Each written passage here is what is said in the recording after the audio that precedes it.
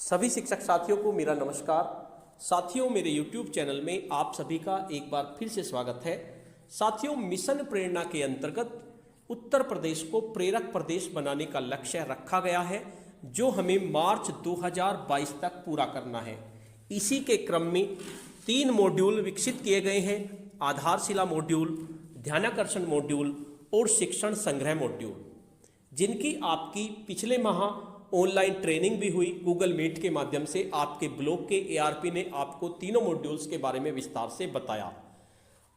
Training होने के बाद प्रत्येक ब्लॉक में या प्रत्येक जिले में ऑनलाइन आकलन हेतु परीक्षा आयोजित की जानी थी, जो कुछ ब्लॉक में आयोजित की जा चुकी है और कुछ ब्लॉक में उसकी प्रक्रिया गतिमान है। आज दिनांक 10/10/2020 को जनपद प्रयागराज के एक ब्लॉक में ध्यानाकर्षण मॉड्यूल के आकलन हेतु एक ऑनलाइन परीक्षा आयोजित की गई, जिसमें 25 प्रश्न पूछे गए ध्यानाकर्षण मॉड्यूल्स के बारे में। तो मुझे उसका लिंक मिल गया, मैं उसकी वीडियो बना रहा हूं। हो सकता है लिंक बीच में ही बंद हो जाए। मैं इसकी वीडियो बनाने के बाद इस वीडियो को तभी ओपन करूंगा जब आपका लिंक बंद हो जाएगा, क्योंकि लिंक ओपन होते ही वीडियो ओपन करना ठीक नहीं है। लिंक बंद होने के बाद मैं आपको वीडियो ओपन करूंगा और मैं आपको बताऊंगा कौन कौन से प्रश्न आपसे पूछे गए, क्योंकि आने वाली परीक्षा में हो सकता है कल आपके ब्लॉक में परीक्षा हो और उसमें इससे रिलेटेड प्रश्न आपको मिल जाएं। तो इसलिए इस वीडियो को ध्यान से देखिए, मुझे लिंक मिल चुका है। और साथियों, एक बार और बताना चाहता हूं, अगर आपके ब्लॉक में भी इस तरह की कोई परीक्षा आयोजित होती है तो आप मुझे उसका लिंक भेजिए। अगर आप मुझे उसका लिंक भेजेंगे तो मैं उसकी आपकी मदद तो नहीं कर पाऊंगा उस टाइम कुछ भी, क्योंकि परीक्षा के दौरान आपको कुछ बताना ठीक नहीं है। परीक्षा के बाद मैं उसकी एक वीडियो बना लेता हूं, जिससे कि आने वाले परीक्षाओं में बाकी शिक्षक साथियों को उसकी मदद मिल सके। तो चलिए शुरू करते हैं ध्यानाकर्षण मॉड्यूल के आधारित प्रश्नोत्तरी के बारे में कि आज दिनांक 10/10/2020 को जनपद प्रयागराज के ब्लॉक में क्या परीक्षा आयोजित की गई, कौन कौन से प्रश्न पूछे गए। वीडियो शुरू करने से पहले मैं आपको बता देना चाहता हूं, अगर आप चाहते हैं इस तरह की इंफॉर्मेटिव वीडियो आपको एक प्लेटफॉर्म पर मिले, तो उसके लिए मैंने इंफॉर्मेटिव वीडियो व्हाट्सएप ग्रुप और इंफॉर्मेटिव वीडियो टेलीग्राम ग्रुप बनाए हुए हैं। आप उन पे क्लिक करके मेरे ग्रुप से जुड़ सकते हैं। तो चलिए जानते हैं परीक्षा में। इसके लिए मैं लिंक पे जाता हूं। सबसे पहले जो मुझे लिंक मिला है, इसमें 1 घंटे का टाइम होता है, उसके बाद लिंक बंद हो सकता है अब भी लिंक बंद हो गया हो, लेकिन हम कोशिश करते हैं अगर वीडियो बन जाती है।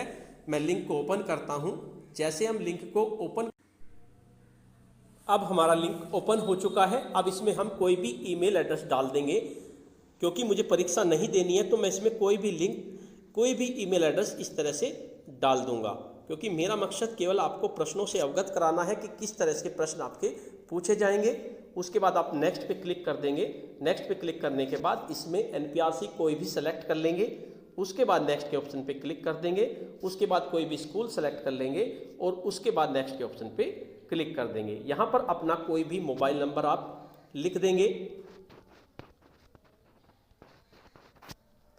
उसके बाद यहां पर अपना नाम लिख देंगे। उसके बाद यहां पर अपनी पोस्ट लिख देंगे और उसके बाद नेक्स्ट के ऑप्शन पे क्लिक कर देंगे। अब नेक्स्ट के ऑप्शन पे क्लिक करने के बाद आपके पास परीक्षा का निकल के आ गया है। प्रयागराज की कुल 25 प्रश्न है, सभी प्रश्न करना अनिवार्य है। प्रत्येक प्रश्न 1 अंक का है। तो देखिए क्या क्या प्रश्न पूछे गए हैं। पहला प्रश्न है, कोविड-19 की परिस्थितियों के कारण इस वर्ष ध्यानाकर्षण कार्यक्रम में परिवर्तन हुआ है। अब यह कार्यक्रम चलेगा, यानी पहले हमारा 50 दिन का शिविर होना था, लेकिन कोविड-19 की वजह से इसमें परिवर्तन कर दिया गया है। अब ये विद्यालय खुलते ही 50 दिन तक, पूरे शैक्षिक सत्र 3 माह तक, 100 दिनों तक। तो इसका आंसर होगा पूरे शैक्षिक सत्र हमारा ध्यानाकर्षण शिविर चलेगा। तो इस पे पूरे शैक्षिक सत्र पे मैं निशान लगा देता हूं। नेक्स्ट प्रश्न देखते हैं। ध्यानाकर्षण कक्षा हेतु लर्निंग आउटकम की प्राथमिकता का निर्धारण करते समय अधिक लर्निंग गैप वाली दक्षता पर पहले ध्यान देना होगा, कम लर्निंग गैप वाली दक्षता पर पहले ध्यान देना होगा, सभी दक्षताओं पर समान रूप से ध्यान देना होगा और लर्निंग गैप की अवधारणा को नजरअंदाज करना होगा। तो जब ध्यानाकर्षण कक्षा के लर्निंग आउटकम की प्राथमिकता में हमें सबसे पहले ये देखना है किस लर्निंग आउटकम में सबसे ज़्यादा लर्निंग गैप है, यानी किस दक्षता में सबसे ज़्यादा लर्निंग गैप है, तो उस पर हमें सबसे पहले ध्यान देना होगा। तो इसमें पहला आंसर सही होगा, अधिक लर्निंग गैप वाली दक्षता पर पहले ध्यान देना होगा। उसके बाद नेक्स्ट प्रश्न है, ध्यानाकर्षण कार्यक्रम का मुख्य बिंदु नहीं है। क्या क्या मुख्य बिंदु नहीं है? लर्निंग गैप का पता लगाना, ये तो है। कक्षा में भयमुक्त मैत्रीपूर्ण माहौल का निर्माण करना, ये भी है। अध्यापक के व्यवहार का आकलन करना, बच्चों को अधिगम की मुख्य धारा से जोड़ना। तो इसका जो मुख्य बिंदु है वो अध्यापक के व्यवहार का आकलन करना, वो ध्यानाकर्षण शिविर में नहीं है, ये अध्यापक से रिलेटेड है, क्योंकि ध्यानाकर्षण में हमें बच्चों का ध्यान आकर्षित करना है, उन पर उनके लर्निंग गैप को कम करना है। तो इसका आंसर हमारा थर्ड होगा।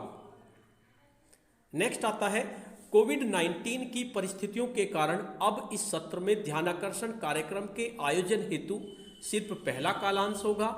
2 कालांश प्रतिदिन होंगे, प्रत्येक विषय के लिए 1 कालांश होगा, पहले एवं 8वें कालांश में चलाना होगा। तो कोविड-19 की वजह से ध्यानाकर्षण शिविर में चेंज कर दिया गया है। पहले ये 50 दिन का चलना था, लेकिन अब ये पूरे शैक्षिक सत्र चलेगा, और पूरे शैक्षिक सत्र में पहला घंटा 40 मिनट का जो पहला कालांश होगा उसमें आपका ध्यानाकर्षण की कक्षाएं चलेंगी। तो इसका आंसर होगा सिर्फ पहला कालांश होगा। उसके बाद नेक्स्ट प्रश्न है, कक्षा शिक्षण की प्रभावी शिक्षण तकनीकी ध्यानाकर्षण मॉड्यूल के किस भाग में है? तो जो कक्षा शिक्षण की प्रभावी शिक्षण तकनीकी हैं वे ध्यानाकर्षण मॉड्यूल के भाग 3 में मौजूद है। तो इसका आंसर आपका भाग 3 होगा। साथियों, हो सकता है मुझसे बताने में कोई एक आधा प्रश्न गलत हो जाए, तो उसको आप देख लीजिए। मैं वैसे पूरी कोशिश करूंगा कि आपको सभी प्रश्नों के उत्तर सही बताने की कोशिश करूंगा, लेकिन मैं भी आपकी तरह अध्यापक हूं, 1-2 प्रश्न मुझसे भी गलत हो सकता है। तो चलिए जानते हैं नेक्स्ट, छात्र छात्राओं के संदर्भ में शिक्षण तकनीकों की आवश्यकता है।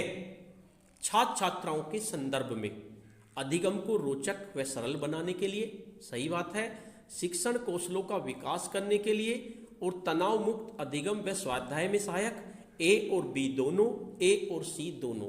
देखो इसमें प्रश्न में पूछा है छात्र छात्राओं के संदर्भ में। अगर छात्र छात्राओं के संदर्भ में है तो शिक्षण कौशलों का विकास करने के लिए अध्यापक के संबंध में है, क्योंकि शिक्षण कौशल तो अध्यापक में ही विकसित होंगे।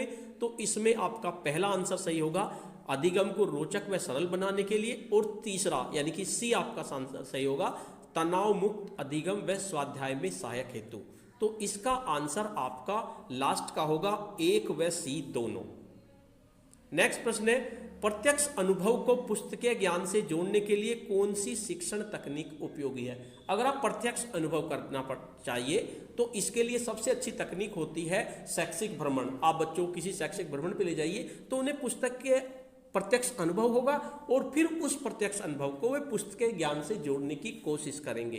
तो इसका आंसर होगा शैक्षिक भ्रमण, क्योंकि कक्षा प्रबंधन में बैठक व्यवस्था भी नहीं होगा, सकारात्मक प्रतिपुष्टि भी नहीं होगा, परिवेश संसाधनों का उपयोग भी नहीं होगा। तो इसका आंसर होगा शैक्षिक भ्रमण।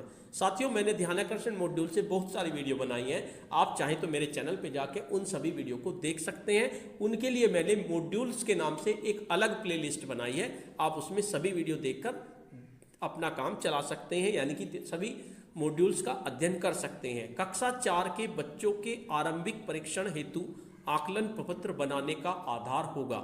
अगर हमें कक्षा 4 के बच्चों का आकलन प्रपत्र बनाना है तो हमें क्या करना होगा? तो उसके लिए हमें कक्षा 3, कक्षा 2, कक्षा 1 इन सब की मूलभूत दक्षताएं हमें लेनी होंगी। यानी जिस क्लास का भी हमें आकलन प्रपत्र बनाना है उससे पहली की जितनी भी क्लास है उनकी दक्षताएं लेनी होगी। मान लीजिए हमें 8 का बनाना है तो 1 से 7 तक की कक्षाओं की लेनी पड़ेगी। तो इसलिए कक्षा 4 के लिए आपको पिछली कक्षा 3, 2, 1 की मूलभूत दक्षताएं आपको लेनी पड़ेंगी। नेक्स्ट प्रश्न है, ध्यानाकर्षण मॉड्यूल मुख्यतः किन कक्षाओं हेतु प्रासंगिक है? तो जो ध्यानाकर्षण मॉड्यूल है वो आपका कक्षा 4 से 8 के लिए है। इसमें आंसर दिए हुए 1 से 3, 3 से 5, 6 से 8 और 4 से 8। तो ध्यानाकर्षण मॉड्यूल जो है हमारा कक्षा 4 से 8 के लिए प्रासंगिक है, इस पे हम निशान लगा देते हैं। उसके बाद नेक्स्ट प्रश्न है, कक्षा 5 के आरंभिक परीक्षण आकलन प्रपत्र में प्रश्नों की संख्या का स्वरूप क्या होगा? अगर आपको कक्षा 5 का आरंभिक 1 से 5 तक का या ये यानी क्योंकि एक से तो बनने नहीं है, 4-5 के बनाने हैं आपको। 5 के लिए आपको 10 तो प्रश्न वस्तुनिष्ठ देने पड़ेंगे और 5 प्रश्न आपको आत्मनिष्ठ देने पड़ेंगे, क्योंकि 15 प्रश्नों का आकलन प्रपत्र बनेगा। प्रत्येक के 3 मार्क्स होंगे, यानी 45 मार्क्स का आपका आकलन प्रपत्र बनेगा। तो इसका आंसर होगा 10 प्रश्न वस्तुनिष्ठ और 5 प्रश्न आत्मनिष्ठ। नेक्स्ट के बात करते हैं, कक्षा में अध्ययनरत छात्र माधव कम सुनता है, जबकि रश्मि को कम दिखाई देता है। एक बच्चा तो कम सुनता है, एक बच्चे को कम दिखाई देता है। विजय कम बोलने वाला और नरेश शर्मिला बच्चा है। एक बालक कम बोलता है और एक शर्मिला है। तो कक्षा अध्यापक, अगर इस तरह की कंडीशन आ रही है तो इसके लिए आपको कक्षा का प्रबंधन करना होगा। बच्चों को इस तरह की बैठक व्यवस्था करनी होगी कि बच्चों को ब्लैक बोर्ड साफ दिखे, आपके संपर्क में रहें। तो इसके लिए कक्षा अध्यापक इन बच्चों के लिए किस प्रकार की शिक्षण तकनीक सुगम बना सकते हैं, तो इसके लिए उन्हें कक्षा प्रबंधन और बैठक व्यवस्था करनी होगी। बच्चों को अर्धचंद्राकार बैठा सकते हैं, ग्रुप में बिठा सकते हैं। तो इसके लिए आंसर पहला सही होगा मेरे हिसाब से, बाकी आप देख लीजिए। उसके बाद नेक्स्ट प्रश्न है, कक्षा में शैक्षिक तौर पर कमजोर बच्चों की मदद कैसे की जा सकती है। बच्चों को कक्षा सत्र के अंत में फेल कर क्योंकि उनमें 1 साल और मिलेगा सीखने के लिए, नहीं ये गलत है। बच्चों को कक्षा सत्र के अंत में पास करके, क्योंकि इससे उनका मनोबल बढ़ेगा और बच्चे बेहतर पढ़ने की कोशिश करेंगे, ये भी गलत है। बच्चों को सत्र के दौरान ही ध्यानाकर्षण शिविर की मदद से अवधारणाओं को सिखाकर जहां बच्चे अटक रहे हों और समूह में बैठाकर अलग से सिखाया जाना चाहिए। तो इसका आंसर आपका थर्ड होगा, बच्चों को सत्र के दौरान ही ध्यानाकर्षण शिविर की मदद से अवधारणाओं को सिखाकर जहां बच्चे अटक रहे हों। तो इसका आपका थर्ड आंसर सही होगा। नेक्स्ट प्रश्न आता है, बच्चों में अपेक्षित संप्राप्ति न होने का प्रमुख कारण क्या है। तो आपके ध्यानाकर्षण मॉड्यूल में दिए हुए हैं, अध्यापकों का कठोर व्यवहार ये कारण है, माता पिता की शैक्षिक स्थिति ये भी कारण है, कलहपूर्ण पारिवारिक वातावरण ये भी कारण है, लेकिन अपने सहपाठियों से मतभेद ये कारण नहीं है। तो इन्होंने प्रश्न में नहीं पूछा है, शायद एक बार फिर देख लेता हूँ। बच्चों में अपेक्षित संप्राप्ति न होने का प्रमुख कारण नहीं है, हाँ इन्होंने नहीं है पूछा है, तो ये कारण अपना नहीं हो सकता, अपने सहपाठियों से मतभेद, बाकी तो कारण है। उसके बाद नेक्स्ट प्रश्न है, शरीर को रक्त से, नदी से उसके प्रवाह को और समुद्र से उसकी गहराई को अलग नहीं किया जा सकता। ठीक उसी प्रकार शिक्षण अधिगम प्रक्रिया का अभिन्न हिस्सा किसके लिए कहा जाता है। आरंभिक परीक्षण को, ध्यानाकर्षण शिविर को, सतत और व्यापक आकलन को, उपयुक्त में से कोई नहीं। तो शरीर से रक्त को, नदी से उसके प्रवाह को और समुद्र से उसकी गहराई को अलग नहीं किया जा सकता। इसी प्रकार शिक्षण अधिगम प्रक्रिया तब तक पूर्ण नहीं होगी जब तक कि सतत और व्यापक आकलन ना हो। तो इसलिए सतत और व्यापक आकलन इसका आंसर सही होगा, इस पे आप टिक कर देंगे। उसके बाद नेक्स्ट प्रश्न है, शब्द संकेत LG learning gap, ALO actual learning outcomes, ELO expected learning outcomes. तो लर्निंग गैप क्या होगा साथियों? लर्निंग गैप क्या होता है, जब आपका क्लास में बच्चा आता है उसकी कुछ उम्मीद होती है उस क्लास की कि 8वीं क्लास में बच्चा है तो इस पर ये आ जाना चाहिए, यानी एक्सपेक्टेड लर्निंग आउटकम्स उसके कुछ होते हैं। लेकिन क्या होता है उस पर एक्चुअल अगर देखा जाए तो उसके लर्निंग आउटकम्स भी नहीं होते। तो एक्चुअल लर्निंग आउटकम्स वे नहीं होते, यानी कि इसी को कहते हैं, अगर दोनों में अंतर होता है एक्सपेक्टेड लर्निंग आउटकम्स में और एक्चुअल लर्निंग आउटकम्स में, तो उसे कहते हैं हम लर्निंग गैप। तो इसका आंसर होगा learning gap equal to expected learning outcomes minus actual learning outcomes, यानी कि इसका आपका सेकंड आंसर सही होगा। नेक्स्ट प्रश्न है, आरंभिक परीक्षण यानी कि बेसलाइन परीक्षण जो आप करोगे परीक्षण प्रपत्र बनाकर, सामान्यतः कब किया जाएगा? वो आपका सत्र के आरंभ में किया जाएगा। जब बच्चा आपका क्लास में आएगा तो आप देखेंगे कि उस पे उसके लर्निंग आउटकम क्या क्या हैं। तो इसका आंसर होगा सत्र के आरंभ में। नेक्स्ट प्रश्न पे आते हैं, ध्यानाकर्षण सेवन कार्यक्रम मुख्यतः किन बच्चों हेतु तैयार किया गया है? समस्त 6 से 14 वर्ष के बच्चों हेतु, शैक्षिक रूप से पिछड़ रहे बच्चों हेतु, कक्षा 1 से 5 तक के बच्चे हेतु, उपरोक्त में से कोई नहीं। तो जो ध्यानाकर्षण शिक्षण कार्यक्रम है ये उन बच्चों के लिए है जो शैक्षिक रूप से पिछड़ गए हैं। तो इसका आंसर आपका सेकंड होगा, सेकंड पे आप निशान लगा देंगे।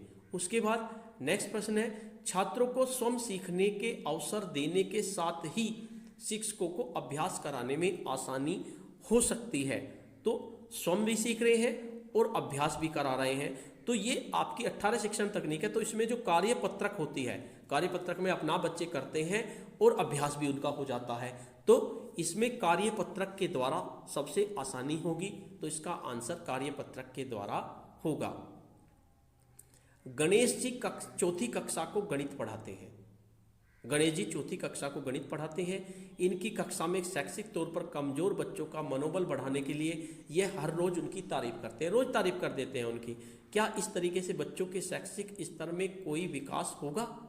सबसे उपयुक्त विकल्प चुने हाँ, क्योंकि शैक्षिक तौर पर कमजोर बच्चों का मनोबल बढ़ाना जरूरी होता है। बात सही है। नहीं, क्योंकि हर बार सिर्फ तारीफ करने से बच्चों के शैक्षिक स्तर में विकास नहीं होगा। हाँ, क्योंकि इससे बच्चे पढ़ने में रुचि लेंगे। नहीं, क्योंकि इससे बच्चे पढ़ने में रुचि नहीं लेंगे। ये बात सही है कि शैक्षिक तौर पर कमजोर बच्चों का मनोबल बढ़ाने के लिए उनकी तारीफ करनी जरूरी है, लेकिन ये नहीं है कि आप रोज ही तारीफ करते रहें। तो इसका आंसर मेरे हिसाब से सेकंड सही होगा। नहीं, क्योंकि हर बार सिर्फ तारीफ करने से बच्चों के शैक्षिक स्तर में विकास नहीं होगा। तो इसका आपका सेकंड पे आप निशान लगा देंगे। उसके बाद ध्यानाकर्षण कार्यक्रम के प्रथम चरण यानी आरंभिक परीक्षण में कितनी बार एसएमसी की बैठक का आयोजन किया जाना है? तो साथियों, ध्यानाकर्षण कार्यक्रम के प्रथम चरण में आपको 2 बार एसएमसी की बैठक का आयोजन करना होगा। तो इसका आंसर 2 बार होगा मेरे हिसाब से। आप देख लीजिए इसको। ध्यानाकर्षण शिक्षण यानी संशोधित कार्यक्रम के अनुसार कार्यक्रम में बच्चों को समूह में क्यों नहीं बांटा जा? पहले क्या था कि आपको 3 समूह में डिवाइड करने थे, A, B, C, लेकिन कुछ संशोधित हुआ। ध्यानाकर्षण जो पहले वाला था वो अब नहीं रहा। पहले तो पूरे 50 दिन चलता था, लेकिन अब उसे खत्म करके हर दिन 1 घंटा चलेगा। इसी तरह से पहले 3 से था, अब 4 से कर दिया गया। और इसके साथ साथ अब समूह को भी बंद कर दिया गया कि समूह में आप नहीं बांटेंगे A, B, C में। जैसे आप पहले बताया गया था इतने नंबर से इतने नंबर के बीच में आते हैं, तो A में, B में, C में। तो अब जो है पिछड़ रहे, इससे क्या होगा, पिछड़ रहे जो B और C समूह के बच्चे हैं उनमें हीन भावना आ सकती है। तो इसलिए इसमें नहीं बांटा जाएगा। तो इसका आंसर आपका B होगा। नेक्स्ट प्रश्न है, ध्यानाकर्षण कार्यक्रम के द्वितीय चरण में आपको क्या करना होगा? द्वितीय चरण में आप प्रथम चरण में तो आपने सभी काम कर लिए, ध्यानाकर्षण शिविर भी चला दिया। द्वितीय चरण में आपको समय सारणी का विकास करना होगा। तो इसका आंसर मॉडल पेपर बनाना, बेसलाइन परीक्षण करना, ये तो पहले ही हो जाएगा सब उपरोक्त सभी। द्वितीय चरण में आपको समय सारणी का विकास करना होगा, किस तरह से आपको करना है। तो इसमें आपका सेकंड आंसर, फर्स्ट आंसर सही होगा। नेक्स्ट प्रश्न है, कक्षा 3 के हिंदी शिक्षक श्री कृष्ण ने ठीक से काम नहीं किया, जिससे कक्षा 4 में बच्चों का हिंदी में अधिगम स्तर कम हो गया। यानी जो कक्षा 3 के टीचर थे उन्होंने सही से नहीं पढ़ाया। इनका कहने का मतलब है पढ़ाया तो होगा, क्या ऐसी बात नहीं है। बहुत सी बार नहीं होता, बच्चों का अधिगम स्तर नहीं सुधर पाता, लेकिन इनके अनुसार मैं बता रहा हूँ, जिससे कक्षा 4 में बच्चों का अधिगम। कक्षा 4 के हिंदी शिक्षक राजेंद्र सिंह को क्या करना चाहिए? जब वो 4 में बच्चा पहुंचा तो राजेंद्र सिंह को क्या करना चाहिए? प्रधान अध्यापक से श्री कृष्ण की शिकायत करनी चाहिए। गलत बात है, नहीं करनी चाहिए बिल्कुल भी। आखिर हमारे सहपाठ साथ में पढ़ाने वाले हैं वे। ध्यानाकर्षण तकनीकों के माध्यम से शिक्षण, ये सही है। श्री कृष्ण को कक्षा 4 की हिंदी कक्षा दे देनी चाहिए, ये भी गलत है। अभिभावक से ट्यूशन लगवाने के लिए कहना चाहिए, ये भी गलत है। यानी हमें ध्यानाकर्षण तकनीकों के माध्यम से शिक्षण करना चाहिए। सबसे बढ़िया आंसर इसका यही होगा। तो सेकंड पे आप निशान लगा देंगे। नेक्स्ट प्रश्न है, ध्यानाकर्षण मॉड्यूल में सुझाई गई कुल प्रभावी शिक्षण तकनीकों की संख्या कितनी है? तो ध्यानाकर्षण मॉड्यूल में आपको 18 शिक्षण तकनीक बताई गई हैं। उन 18 शिक्षण तकनीकों का अध्ययन कर लीजिए। वैसे मैंने इनकी वीडियो भी बनाई है, आप चाहें तो मेरे चैनल पर जाके वीडियो देख सकते हैं। मैंने 3 शिक्षण तकनीकों की वीडियो बनाई हुई है। नेक्स्ट प्रश्न है, कक्षा 6 के कुल 15 बच्चों का बेसलाइन परीक्षण किसी दक्षता पर किया गया, जिसमें 9 बच्चों को वह दक्षता प्राप्त है किंतु 6 बच्चों को संबंधित दक्षता प्राप्त नहीं है। तो कितने प्रतिशत बच्चों ने इस दक्षता को लेकर लर्निंग गैप है? लर्निंग गैप 6 बच्चों में है, तो 6 बच्चों में दक्षता प्राप्त नहीं हुई और कुल 15 है। तो इसका आपको परसेंटेज निकालनी पड़ेगी। यानी सबसे ऊपर तो 6 लिखना पड़ेगा, नीचे 15 लिखना पड़ेगा। इंटू 100, 6 3 से कट गया, 3 दूनी 6, 3 पंजे 15, 5 से ये कट गया 100, 20 दूनी 40, 40% इसका आंसर मेरे हिसाब से सही होगा।